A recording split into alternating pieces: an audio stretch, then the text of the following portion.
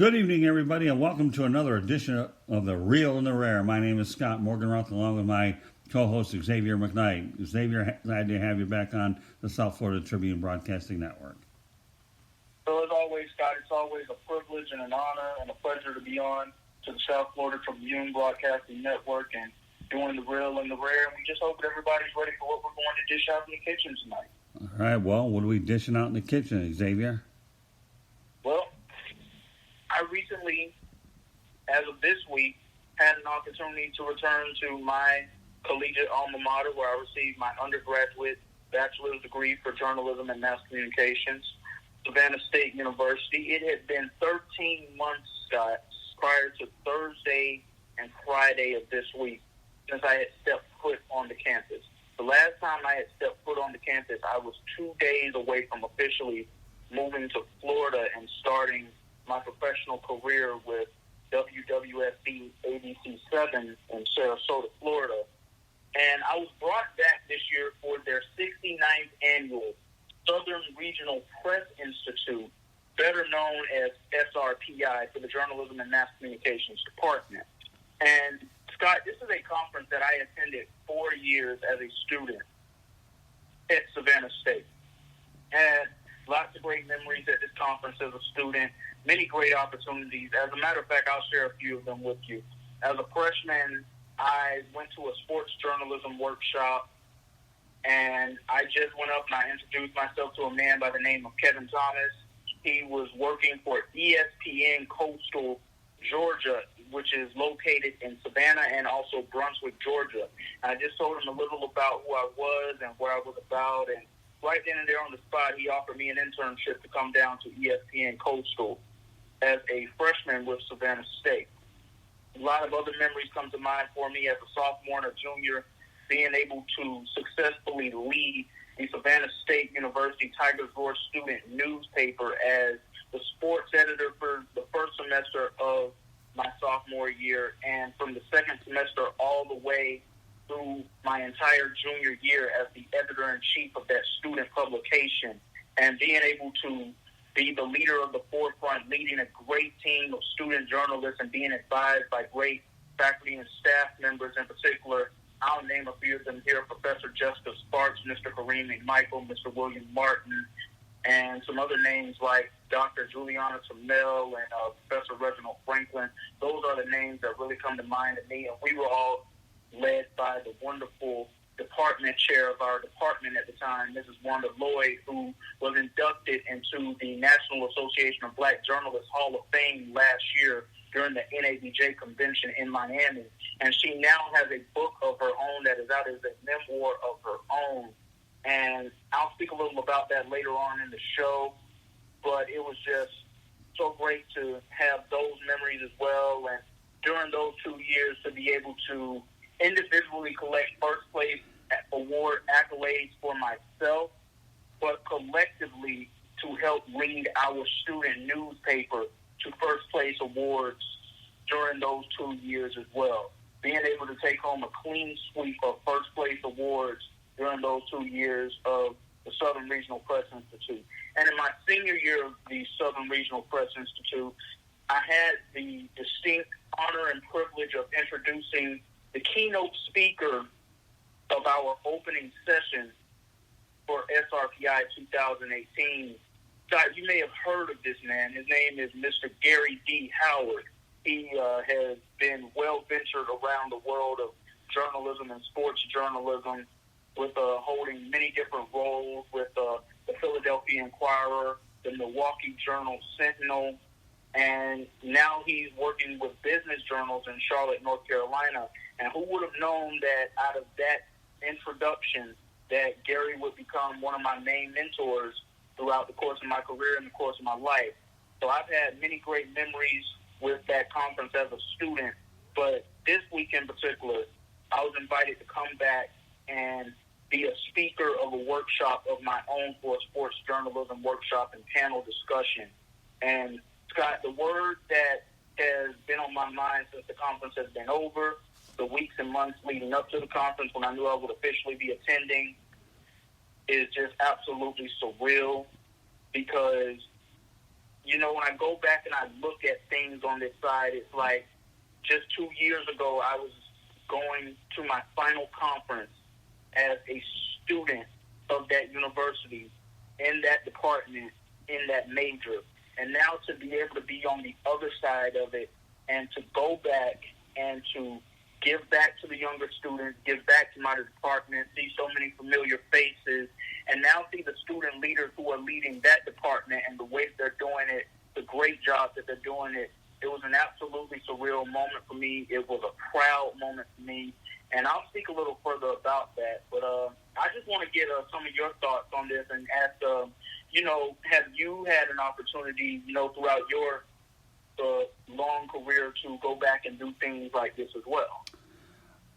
I can't say I've had anything to do anything like that. I do remember, though, when I went from Broward Community College to University of South Florida, I actually won an award for Best Sports Reporter in the state of Florida and found out about that award through a fellow coworker at the Tampa Tribune. And then I proceeded to get that award when I went back to Southern Florida with a lady by the name of Betty Owen, and she presented it to me when we went out to eat, so it was really special. So, it's always nice to be able to go back to an institution that you're at in a very, triumphant, positive way, to know that you left something behind and that the place is in a better place than you were when you left it. So yeah, that's pretty neat. I mean, I've done a lot over the years, but not to the magnitude of what you did in that particular situation. So all I can tell you is I'm proud of you.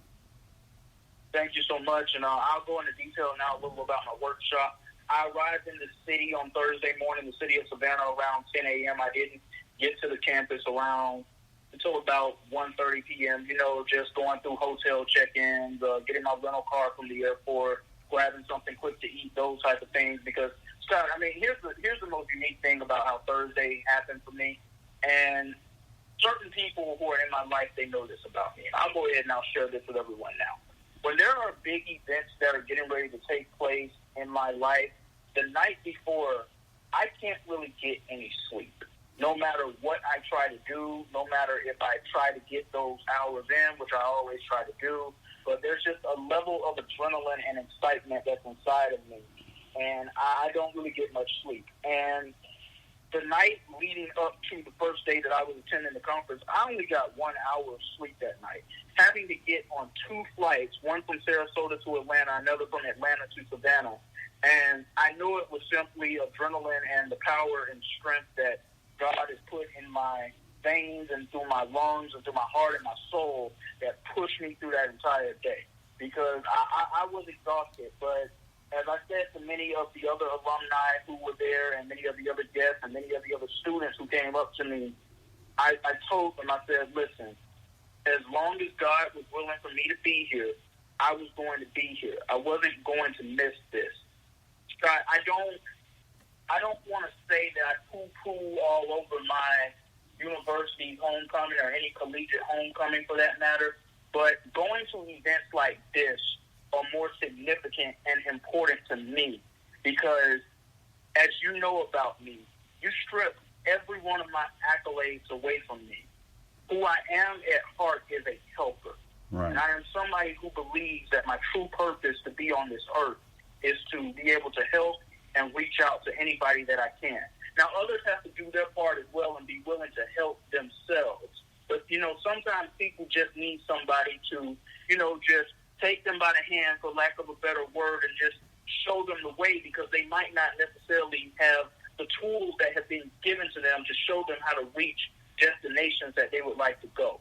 And, during my workshop, there was another gentleman who was there with me, Mr. Joshua Peacock, who works over in the Savannah State University Media Relations and Athletics Department, and it was wonderful to see Mr. Peacock. I had not seen Mr. Peacock since I was a freshman student at Savannah State University because as I was getting ready to matriculate through my journey as a college student, he was getting ready to leave the university and go into another role with other organizations. And he did well in those roles as well, but it's great to see him back at home and doing great things with the Media Relations Department. And he and I, we just went back and forth just giving those students just everything that we possibly could about everything they could expect in the field. But, Scott, where I really feel like it turned into really was a life lesson in there because there was a lot of talk about what to expect in sports journalism, what sports journalism is today, and what journalism is today in general, and where the industry is headed. But it also was a lot of, don't check your ego at the door, just leave it at home. Always expect the unexpected. Learn how to manage your finances well. There was a lot of life lessons that were being taught through that, and I really feel like that we did a great job of being able to reach everyone who came to our workshop and was attendance in the room. And I'd like to take the time to say thank you to all of those students and those guests who came and attended our workshop on Thursday at Savannah State University, and also a huge thank you to the director of our workshop, a professor in the Savannah State University Journalism and Mass Communications Department, Dr. Theo Pelosi. He did an excellent job also just leading the workshop as the director, and he chimed into our conversation as well. And he made it somewhat challenging at times because he was doing the same things that the students were doing. He was jotting down notes, and he was going back and saying, okay, I want to ask you, Xavier, and you, Josh, just different questions and how you guys would just feed off of each other and just elaborate even more on some of the key things that you said. So, this was a very monumental and significant day and importance of event for me. And I'm not usually a person who comes on my own different platforms and talk about me doing things like this, because I'm the type of person who, when I'm helping people, I really like to do that in private and keep it to myself. But I can't help but to share news like this with the world, because to me, this is what it's all supposed to be about. Right. We always talk about our successes, and we always talk about how we're climbing and we're striving in our careers and everything, but what are we doing to pay it forward? What are we doing to give it back? Because if we're not doing anything to help give it back, we're really not doing our job as people. And that's just how I feel about that. Others may feel a different way about it, but that's how I feel about it, and my mind isn't going to change about it. My heart isn't going to change about it, or at least I hope and pray those things don't happen. But, yes, it was just very good to see some of my former professors who, they don't even feel like my professors anymore, even though I know they're not. They feel like true friends and colleagues now, and, just going back and seeing people who really cared about you and really pushed you and really helped you better yourself as a student, as a journalist, and just as a person, and just being able to mix and mingle and network with the different students and seeing the things that they're doing now. And I can't wait for them to graduate and see what they can do. And, they know that they always have a big brother figure in me. They know that if they ever need me for anything, not to ever hesitate to reach out to me, because I'm always going to be there for them as long as God is willing to continue to let the breath flow right through my lungs and let everything continue to go the way that it's going. Well, I can tell you many a times I've had events where I've only had maybe 1 hour of sleep because you think about it, the adrenaline's going in your head, you wonder how it's going to turn out, whether, unfortunately, it could be a funeral or other major important things, so I can appreciate where you're coming from there. Having graduated from my college myself, I take a lot of pride in the University of South Florida, and I'm glad that I have the platform myself with the Tribune where I can actually post a lot of their athletic press releases on our website, so you want to stay connected to your alma mater. Unlike high school, I don't think in many cases you can choose your high school. College, it's strictly by choice. This is where I want to go. And no matter whatever happens, to me, I will always be University of South Florida Bull. The professors that I had there, even after I returned 1 or 2 years after, I don't think any of them are there now, obviously, with me being 30 years into this whole thing. But, yeah, it's definitely, to me, every time I go back to Tampa, Xavier, it's a special opportunity. I do get there at least once or twice a year. The memories will never go away, and I have a few friends that I still stay in touch with from time to time. So for you to have an opportunity to do something special at your alma mater, to me, is a credit to not only what you accomplished when you were there, but apparently the legacy that you left behind. So more power to you. Thank you, Scott. I definitely appreciate that. And once again, a huge thanks to the Journalism and Mass Communications Department of Savannah State University, and everyone at Savannah State University that played a role in this. It was another great Southern Regional Press Institute, and I know that big plans are being put into place for next year when we'll be celebrating the 70th, I'm trying to find my words really quickly. The 70th annual Southern Regional Press Institute. A nice round number like 70. I know they're going to go all out for the celebrations of this. But, before we go into the Houston Rockets and the run and shoot offense, I have to put this note out there as well.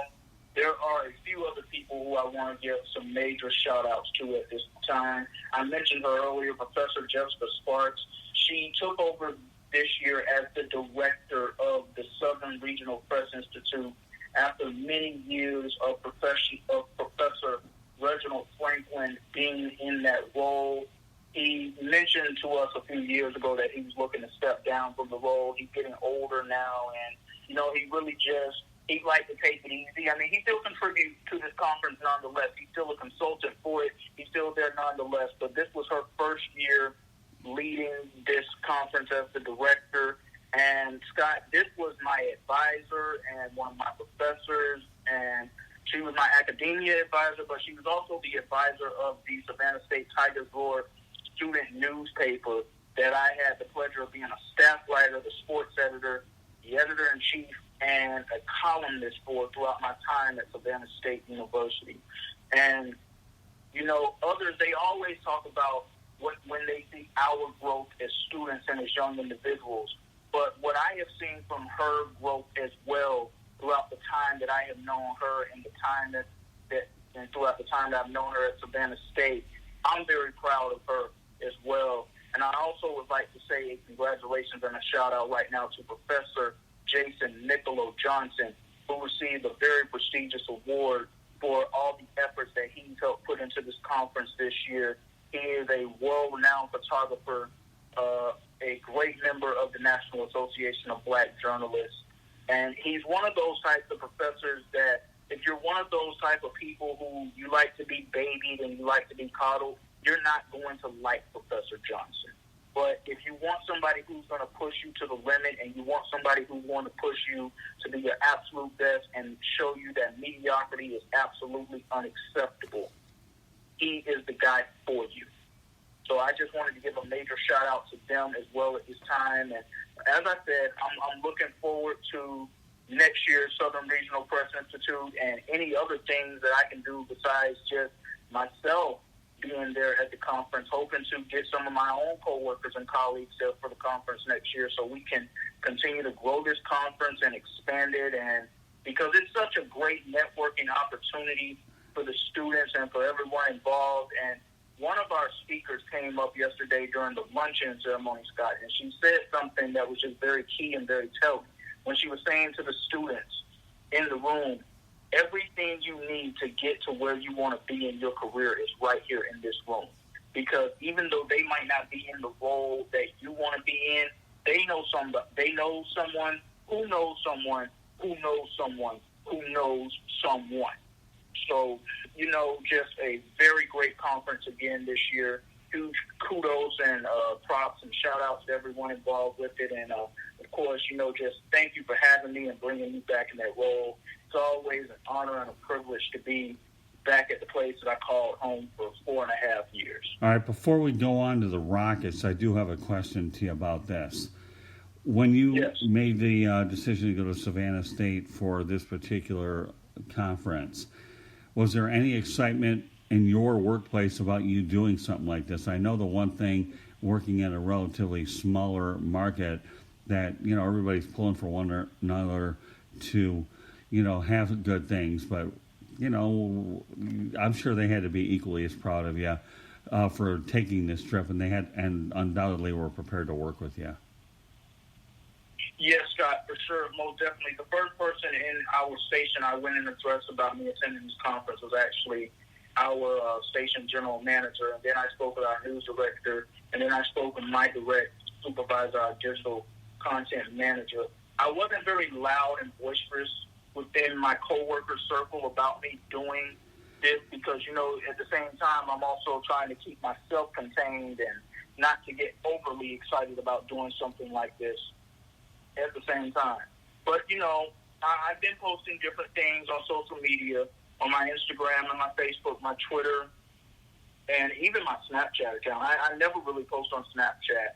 But, this is just how much this really meant to me. And they're going to hear about it very soon. And, hopefully somehow, some way I can somehow get them involved with the conference in some form or fashion too. Because, as I stated earlier, that's what it's all about. It's all about paying it forward and giving it back to those who are coming under you. Well, I will say this much, having been in the business for a lot of years, I take pride in a lot of the organizations that I have a chance to network with in our profession. Southern California Sports Broadcasters, I had an opportunity to do that for the first time in January. Found that to be a very pleasant experience. I've been in Detroit Sports Media / Detroit Sports Broadcast Association forever. National Sports Media Association within the last year and a half to 2 years has been good. And then American Sportscaster Association. So anytime you get your name around amongst professionals, that's just an opportunity to build your brand, and you never know where it leads. And it's not, as you well know by now, it's not only what you know, but who you know. You don't know when you're going to be able to utilize those experiences and opportunities that parlay into something else. So more power to you once again. Thank you once again, and I definitely appreciate it, and thank you and to everyone at the South Florida Tribune Broadcasting Network. And, I'll speak with you more off the record about these things, about how we can continue to find ourselves to get involved with more opportunities like this, because it's not just about Savannah State for me. I'm willing to go out and help do this for anyone that I can help do these types of things for. That's just who I am. We'll do that. Absolutely, no problem. So where do we go? Now let's get into some NBA content, because we had a very last interesting discussion about the NBA trade deadline, and in particular, one of the teams we focused on was the Houston Rockets, who traded away in a 4-team deal Clint Capella, their star big man, who is now an Atlanta Hawk, and he's now quietly on the mend, Scott. He's injured right now. He's expected to be out 3 weeks. It's an undisclosed injury right now. But, at the time that the trade took place, and I still do feel somewhat of the same way now, we did not understand what they were doing, because now they don't have any big men on the team. Because what we did not address during that trade is that they also traded away their backup big man, veteran, Nene.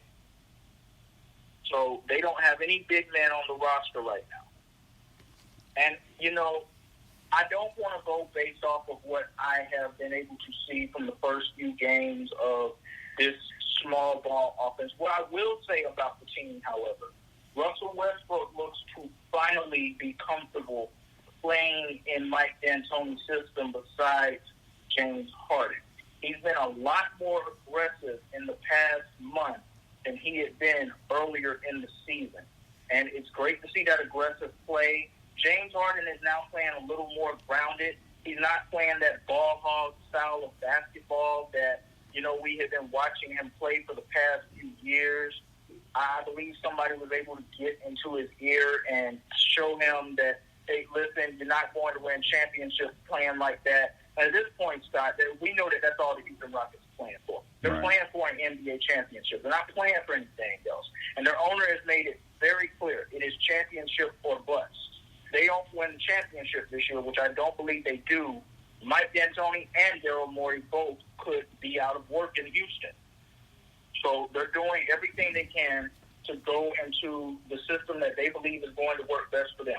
I give them credit that they are buying in and they are going all the way in on what they feel is going to work best for them.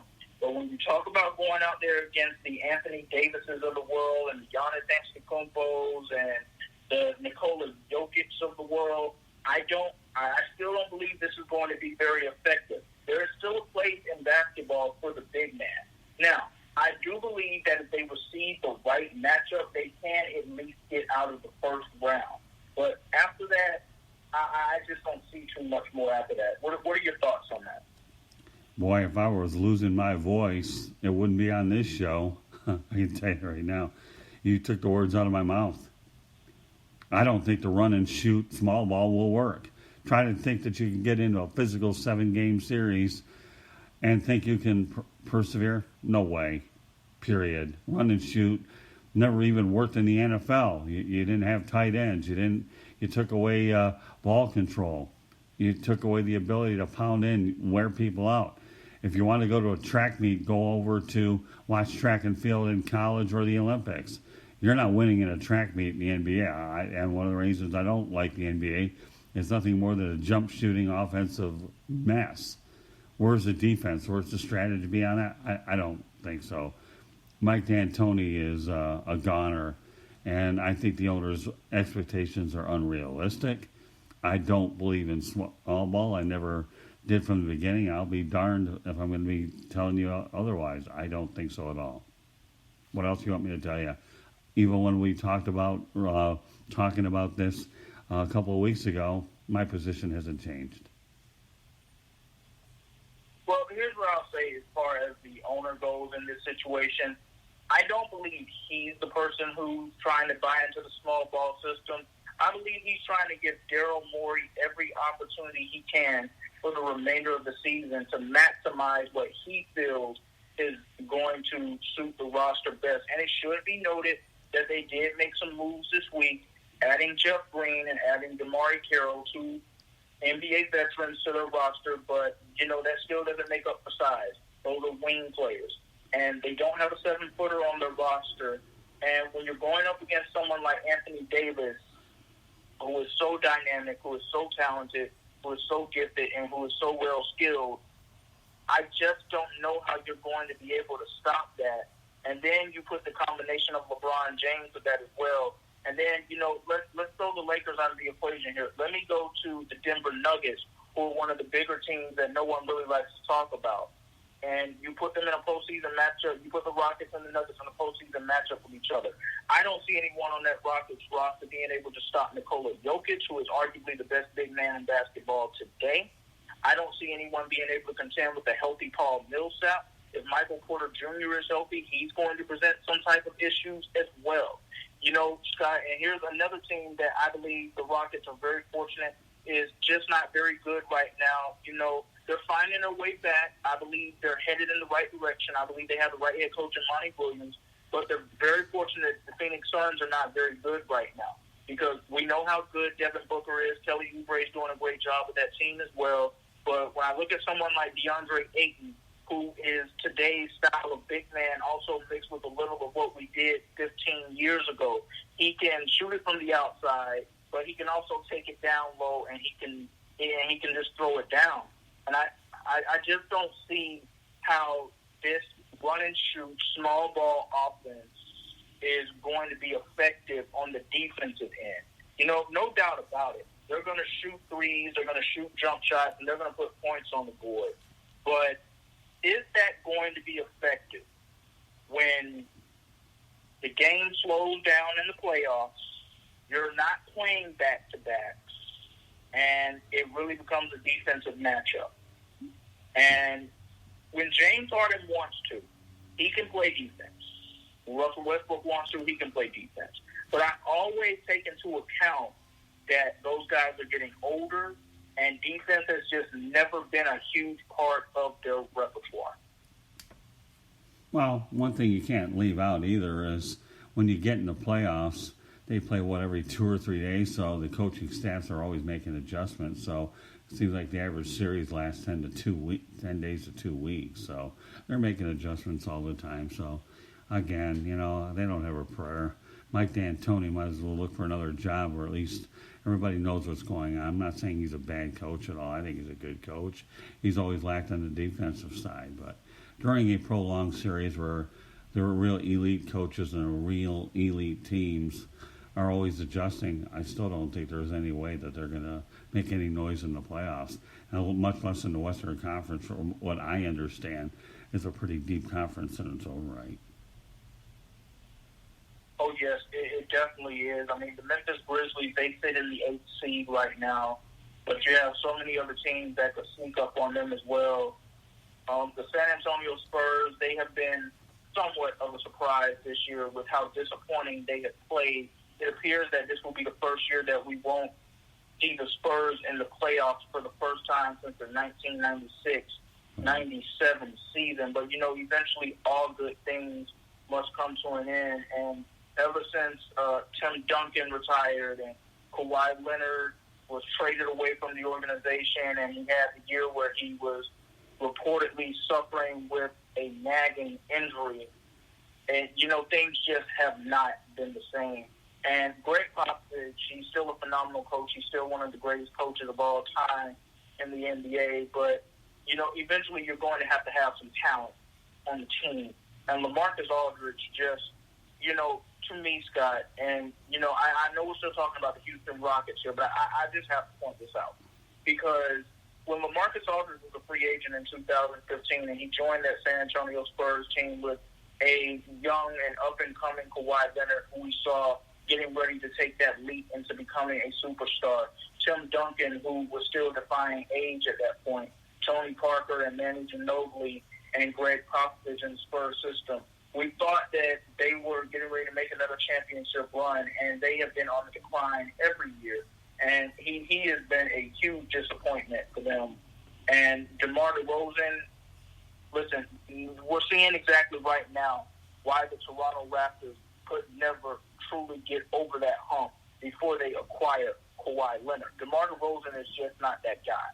He's a good player, but he's not the guy you need that can take your franchise to the next level. So some of these teams that wanted to trade for him, listen, unless you had another superstar to the levels of a Giannis Antetokounmpo, a Kevin Durant when healthy, a LeBron James, it just wasn't going to happen. You may have gone to the second round of the playoffs at best, but it just wasn't going to happen. And that leads me back to the Houston Rockets, Scott.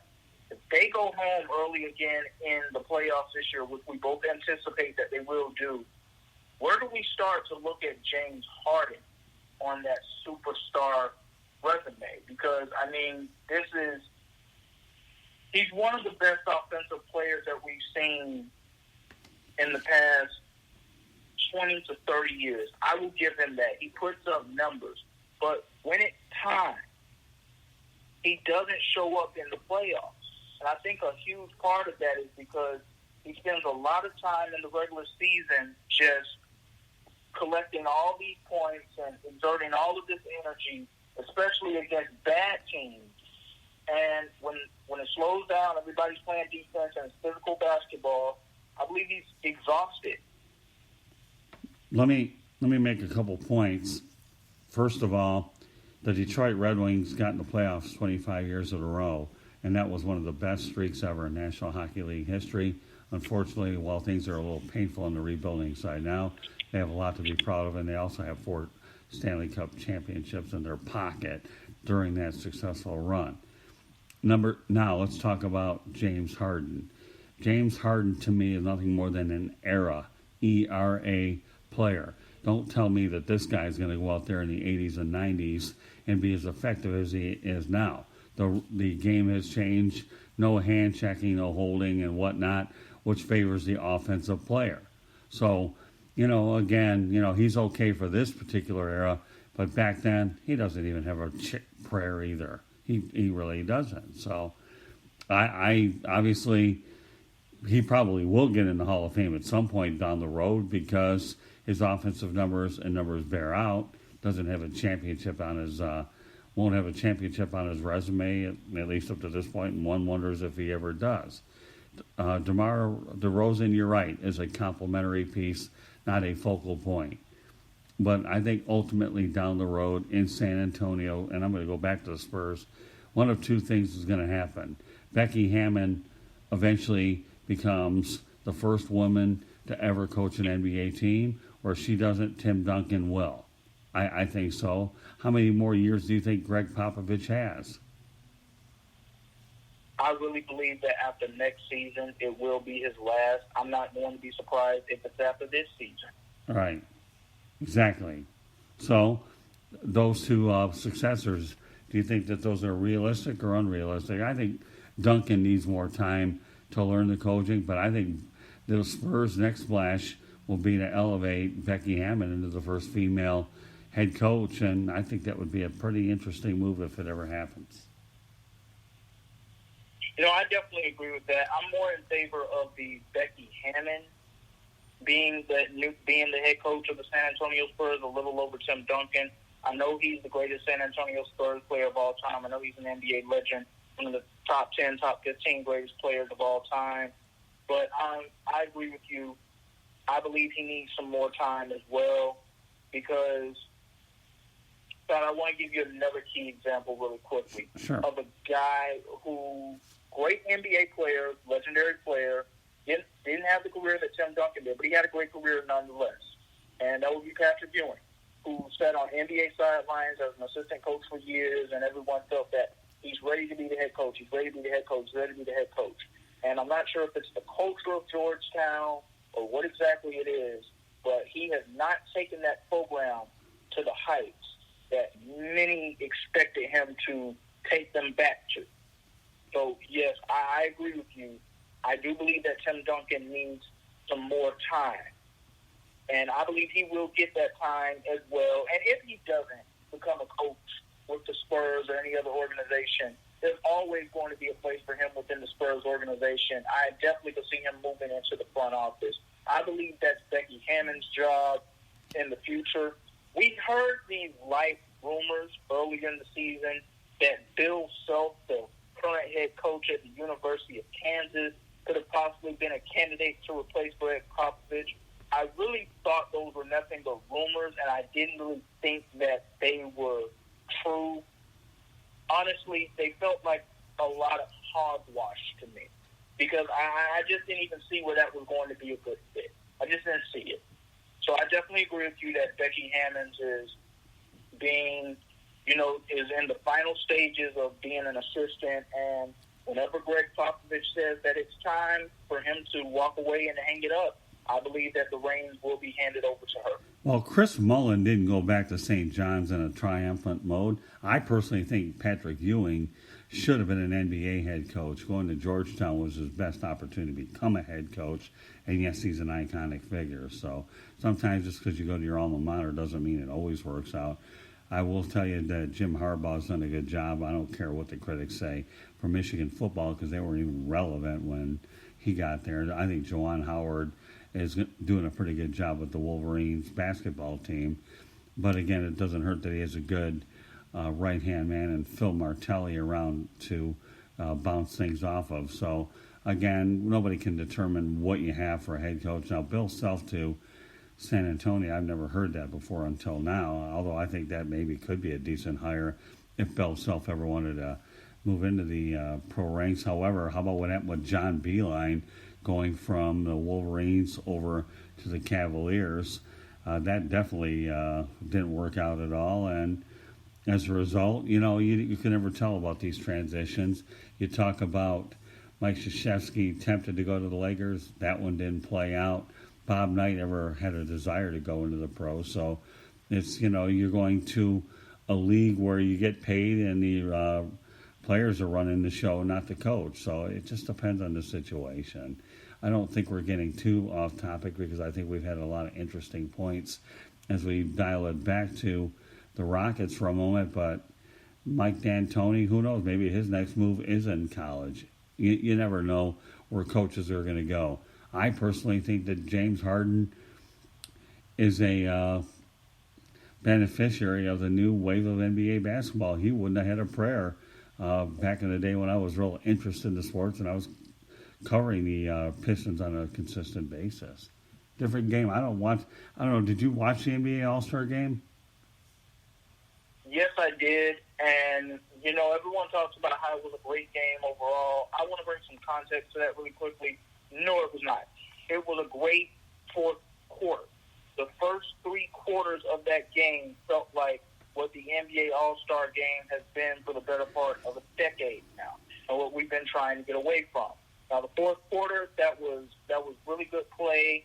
And, I really feel like besides trying to get to the point margin, the players that were out on the floor, I really feel like with all of the dedications going to the late Kobe Bryant and you know how he played the game and the spirit that he played the game with and the competitive nature that he played the game with, because he approached all-star games the same way in his prime, the way that he did any other game.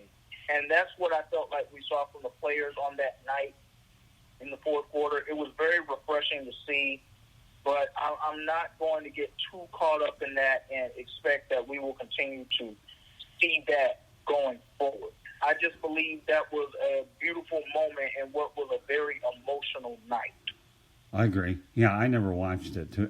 I was actually watching crime shows that night with my wife and enjoyed watching those. I thought that not only was it a deviation from, what we do on a consistent basis, but, to me, the NBA All-Star Game, once upon a time when you had guys like Michael Jordan, Isaiah Thomas, Magic Johnson, Larry Bird, that was a much different Charles Barkley, guys that really worked their tail off. That's one thing.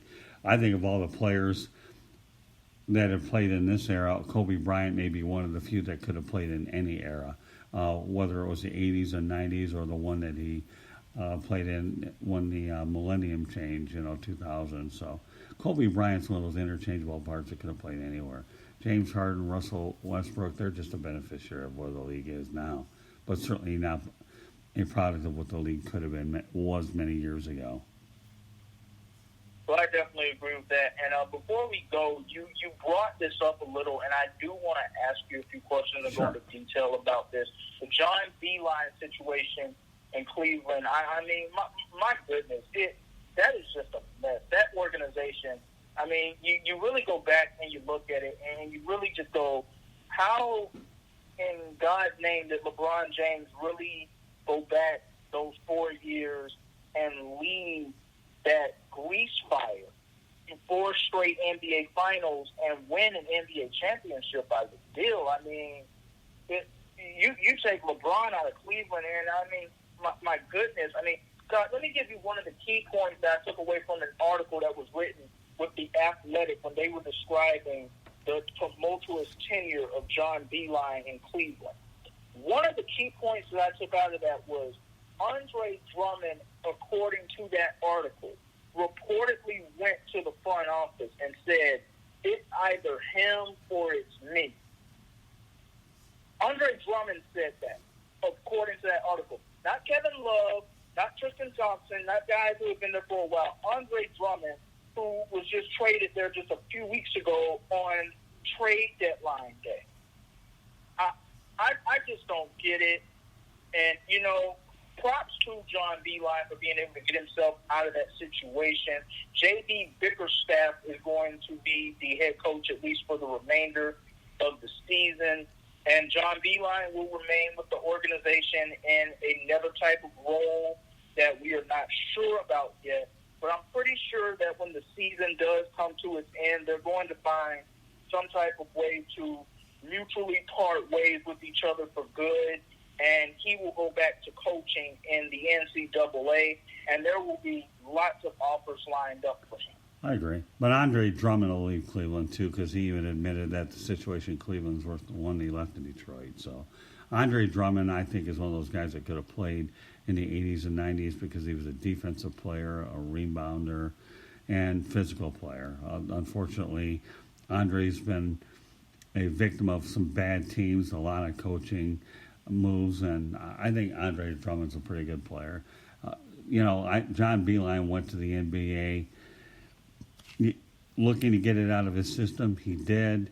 It'll be interesting to see where he winds up, but, Cleveland, well, from what I read once, I believe that organization had won 41% of its games without LeBron, and I think, 59% when he was with the organization, which goes back to many years of dysfunction.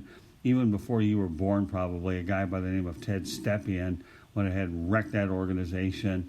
And I think I don't know if it was Larry O'Brien or David Stern, they gave him some draft choices to get back on track, but Stepien had to leave. So a little history lesson for you if you ever Google up Ted Stepien. And you're talking about an organization that traded Bill Laimbeer to the Detroit Pistons. How did that work out in Detroit? Pretty well, right? So, the Cleveland Cavaliers organization overall, throughout the years, with the exception of when LeBron James was there, was just a sorry organization, and it continues to remain one as of this time. Getting rid of Tyronn Lue being 0-6 to me was a joke. It wasn't his fault that the talent base was depleted, and letting Kyrie Irving go and caving into him obviously sucked the wind out of LeBron James' sail. And not that I put a lot of stock in LeBron James anyways, although he certainly is an iconic player in this era. But the Cleveland Cavaliers, or like the Cleveland Browns, are just mistakes by the lake. So. Yes, I definitely agree with that. We throw a lot of heat on the New York Knicks organization, but when I look at the Cleveland Cavaliers, I go, you know what? They're no better than the Knicks. They just don't have the limelight and the city life to their advantage that the Knicks do, which somehow can still be attractive to players. The Cleveland Cavaliers will not be attractive to superstars until that organization is completely flipped around and turned around. And I don't know if that's going to happen anytime soon. Well, I will say this much, okay? Even if the Knicks aren't winning, although Brooklyn isn't doing bad, take away NBA basketball for a moment out of New York. The Rangers are always a good draw, right? And yes. The Giants and the Jets still occupy a lot of interest. And what do you got? The Islanders are playing, out there. So there's no shortage of championship caliber teams. And by the way, the New York Mets may not be great, but never heard of the New York Yankees? I think they're pretty darn good, right? Okay, so unlike the fact that Cleveland's had one championship in, say, like 55, 60 years, there's been no shortage of titles out in the metropolitan New York area. So we'll see. The Knicks, who knows what will ever happen with them, but I think at some point they'll get their situation resolved. Who knows? But I do believe it'll take place. Does it mean that James Dolan's going to sell the team? I don't know. That'll be for another show down the road. But, there are other worse organizations than the Knicks. Just because the L.A. Clippers are a Johnny-come-lately, they've been an atrocious franchise over the years, too. So, under Donald Sterling and now Steve Ballmer. So every franchise has their moments when they're good, they're not. Unfortunately, I feel bad for the folks in Cleveland that one championship in half a century or a little over that is the best they've got to show for it. And then take into consideration that when they had the NHL, the Cleveland Barons, they lost them. The Indians haven't been bad, but haven't been able to crack the nut. But look at the whole body of work. Are we getting off subject a little? No, I don't think so. We've gone, certainly tonight, in a lot of different directions. I'm glad we let off with Savannah State. I know it's a proud moment when you talked about wanting to do it. More power to you. And we said before, I don't think the run-and-shoot philosophy will work in the NBA. And the Rockets, was that a last-minute desperation attempt to try something? Yeah, it won't work. No way. I believe it. What I said a couple weeks ago, I certainly believe it now. Yes, and I'm in total agreement with that. And you spoke about Mike D'Antoni possibly having an opportunity to go into college coaching. Yeah. I don't know if he would be dismissed from Houston, if he would even want to continue coaching basketball at all. At least not immediately a year after being dismissed. He's somebody who I could see possibly going into a commentator's role for a year or two, and then possibly going back into the game, whether it's college, whether it's pro. But, yes, I do believe that he, and also Daryl Morey, I believe that they are in their last few months with the Houston Rockets organization. Yeah, I'll give you that about D'Antoni. I don't think there would be any reason to think that he'd want to go out there and return to coaching. It's not uncommon for coaches to take a year or two off, get away from it, then get the itch to go back in.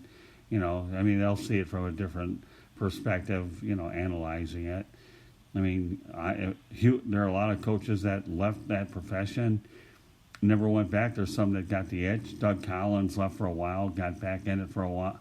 And then, Hubie Brown, oh my goodness, find me a better analyst than him, and you'll have to really look really hard. I'm just naming a couple off the top of my head. But, D'Antoni knows the game of basketball. I don't think I would really go for him for any defensive advice because he never played it before. But but he's had some decent assistance. But the Houston Rockets situation is one of those situations where, they haven't been relevant anyways championship-wise since Rudy Tomjanovich was running the show. So, and they played defense. They had some good teams back in then. So, that's where I'm at. Run and shoot won't work, but I'm glad that your trip to Savannah State was a very good one. And I think Savannah State, because if it weren't for Savannah State playing Miami, I wouldn't have met you in the first place. Yes, definitely. Everything happens for a reason. All things come together. And the last thing I want to say to anyone listening to this show is, no matter how hard it may get, just keep plugging away, keep working hard. Don't give up. Don't get discouraged. You're a good person and you do great things and you put in great work, great things will happen for you. And life truly does come full circle. Well, you've come a long way. I've always said before, on record, off record, that I think the potential for you, if you continue to go at the pace you are, is unlimited. And I will always believe that in my mind and my heart, having gotten to know you, and I've probably known you the better part of a year and a half, going on a couple of years. So what can I say? All I can tell you is congratulations for going back to Savannah State the way you wanted to go back, and I'm sure they're proud of what you've done, and I'm sure they're proud of what you're going to do. So anything else you want to say to close it out? One thing I like about the Real and the Rare is we touch on sports and non-sports related subjects, and at least with a show where we're versatile, it allows us to cover things that most people can be inspired or educated, and that's all we can hope for in terms of entertainment value. If you can get one thing out of this show, folks, that's what we figure will be a successful broadcast. And hopefully we've been able to allow you to go ahead and accomplish that objective here tonight. Any closing thoughts, Xavier? No, I'm in total agreement with everything that you just said. Another great show for us, and just harping back on the importance of paying it forward and giving it back, and not just in journalism, ladies and gentlemen, but in whatever field or profession it is that you work in. If you have those tools that can help those who are coming under you or those who may be struggling, lend that hand. I mean, you can't force people to do what you'd like them to do, but I mean, if you can just lend that hand, I mean, that you never know how far that's going to go. You never know how well that's going to work. You never know who really needs that. All right. Well, you know what? On that note, okay, we want to thank everybody for listening into the Real and the Rare. We look forward to bringing you another Real and Rare a couple of weeks from now. This is Scott Morganroth, the Motor City Madmouth. And along with Xavier McKnight. Xavier, why don't you go ahead and let people know how they can reach you through your different media outlets on social media and whatever else you want people to know.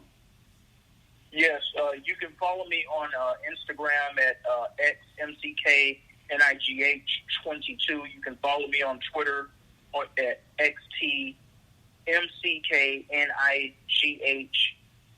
2 I's for the second, so XTMCKNIGH, 2 I's after that.